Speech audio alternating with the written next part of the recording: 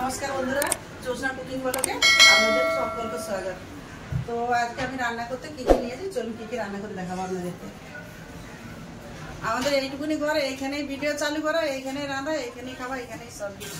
বলবেন একই জায়গাতেই সব কিছু সবসময় করতে, লেকিন আমাদের ঘরই এতটা 25 গাছ কি বলে, মানে হিন্দুস্তানতে অতটা ঘরের মধ্যে আমাদের সব গাছ হয়। করবো আলু পটলের রসা আর আলু উচ্ছা ভাজা। তাহলে আনাজগুলো আমি কেটে নিই। উচ্ছাগুলো কেটে নিচ্ছি আগে। উচ্ছাগুলো কেটে একটু ধুয়ে নুন মেখে একটু তেতো কম হয়ে যাবে, ওই জন্য আগে উচ্ছটাই কেটে নিচ্ছি।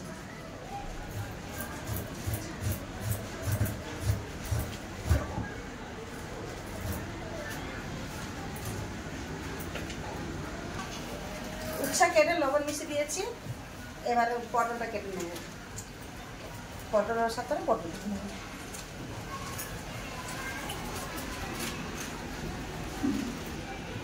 পটলের জন্য আলুটা কেটে নিয়েছি, পেঁয়াজ কেটে নিয়েছি, এখানে টমেটো কেটেছি, খালি উচ্ছে ভাজা আলুটা কেটে নেবো।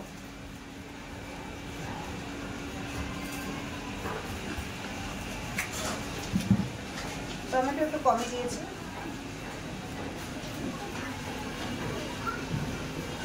সব কেটে গুছিয়ে নিয়েছি। ভাজার আলুটা ধুয়ে নিয়ে চলতে এবার যাবো রান্না করে। আর আলুটা ধুয়ে নিয়েছি।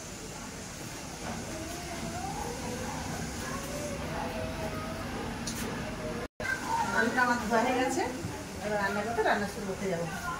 অনেকটা বেলাই হয়ে গেছে। তরকারির জন্য কড়া বুঝ করছি, কড়া দিয়ে দিলাম সরষের তেল। তেল গরম হয়ে গেছে, আর আলু দিয়ে দেবো হালকা করে লবণ, একটু হলুদ গুঁড়ো, ভালো করে ভেজে নেব। আলু ভাজা হয়ে গেছে, আলুটা তুলে নেব।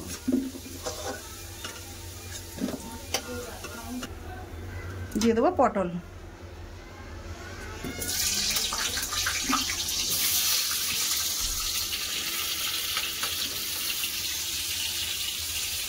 পটল ভাজা হচ্ছে, এদিকে আলুর সাথে লবণ হলুদের মাখা দেবো।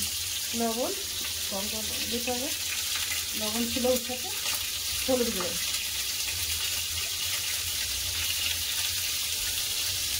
এটা লবণ হলুদ মিশানো আছে। এবার একটু মশলা করে নেবো মিক্সিতে। দিয়ে দিলাম একটা টমেটো, 5-6টা কাজু ভিজে রেখেছিলাম, এটা দিয়ে দেবো।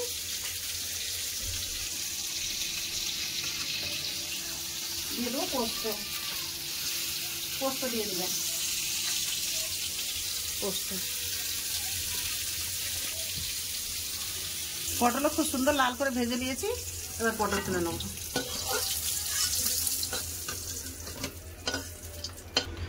কড়াতে তেল আছে, আর একটু তেল দিয়ে দেবো। একটু কালা জিরা, সাদা জিরা, দুটো তেজপাতা,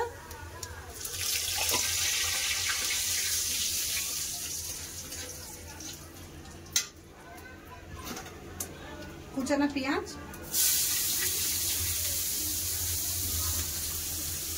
পেঁয়াজটাকে একদম আমি ছোটো ছোটো করে কুচি দিয়েছি, যাতে তাড়াতাড়ি গলে যায়। পেঁয়াজ ভাজা হয়ে গেছে, পেস্ট করে রাখা মশলাটা দিয়ে দেবো।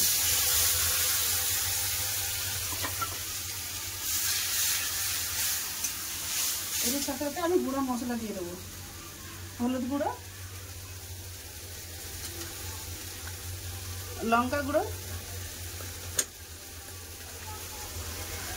জিরা গুঁড়ো, ধনিয়া গুঁড়ো দিয়ে ভালো করে মশলাটাকে কষে নেব। মশলা কষা হয়ে গেছে, মশলার তেল ছেড়ে গেছে। এবার দিয়ে দেবো ভেজে রাখা আলু আর পটল। ভালো করে আলু পটলের সাথে মশলা কষে দেবো। দিয়ে দেবো লবণ, পরিমাণ মতন লবণ।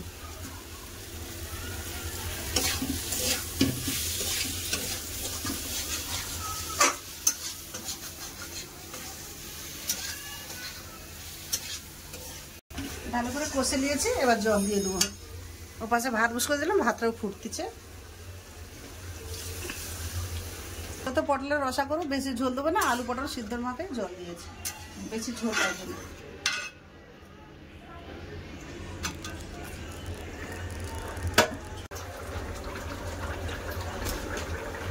আলু পটল সিদ্ধ গেছে নাকি আলু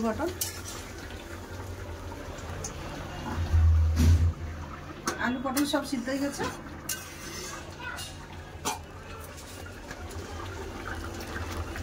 একটু গুঁড়া গরম মশলা আর একটু ঘি দিয়ে নামিয়ে দেবো। বেশি ঘি দেবো না, একটু দেশি ঘি দিয়ে নামিয়ে দেবো।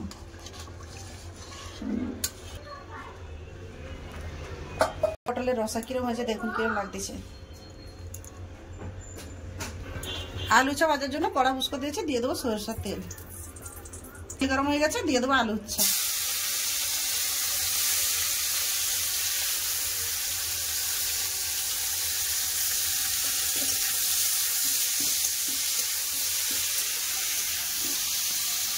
একটু ঢাকা দিয়ে দেবো। আলু উচ্ছা ভাজা আবার হয়ে গেছে, এবার নামিয়ে নেবো। গ্যাস বন্ধ করে দিলাম, এবার আলু উচ্ছা নামিয়ে দিচ্ছি।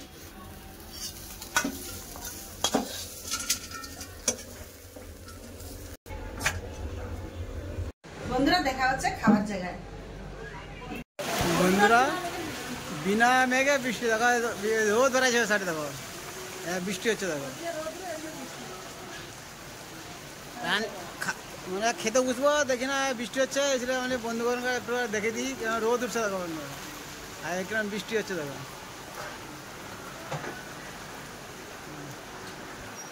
বিনা মেঘে বৃষ্টি হচ্ছে, দেখো মানে বন্ধুগুলো আগে একটু দেখে দিই, খেতে বুঝতে গেলেই দেখে না বৃষ্টি এসে গেছে। চলে এলাম খাওয়া দাওয়ার কাছে, মেয়েদেরকে খেতে দিয়েছি। মেয়ে লাতনি লেখা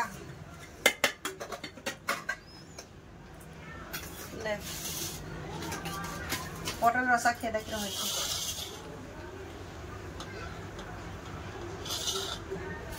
দেখতে একটা থালা দাও মানছে, পটল দেবো তো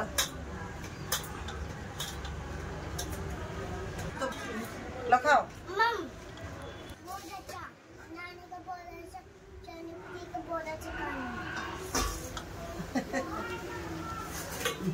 কি হলো, আপনার দাদারও ভাত বেড়ে দিলাম, আমিও ভাত বেড়েছি। কটা 2:45 বাজে, খিদা লেগেছে, খেতে বসে যাচ্ছি। নতুন তরকারি কিরম ভালো আছে, আলু বেছে বেছে খেয়ে নিয়েছে তো। তরকারি পটলের তরকারি খুব ভালো হয়েছে, আচ্ছা ভালো হয়েছে। দেখতে তরকারি দেবো। বন্ধুরা ভিডিওটা এখানে আমি শেষ করতেছি, কেন আপনার দাদাও ভাত খেতে বসে, আর ভিডিওটা বড় করতেছি না। তা আপনারা ভালো থাকবেন, সুস্থ থাকবেন, আমার পাশে থাকবেন।